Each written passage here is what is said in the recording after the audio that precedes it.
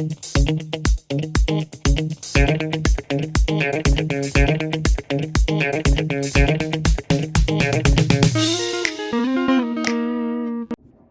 there, it's me again. So you all probably recognize the plant that's behind me, right? So the question today is, what will happen if I touch it? Although that one is too easy, right? So let's look at another question that might be a little bit more interesting.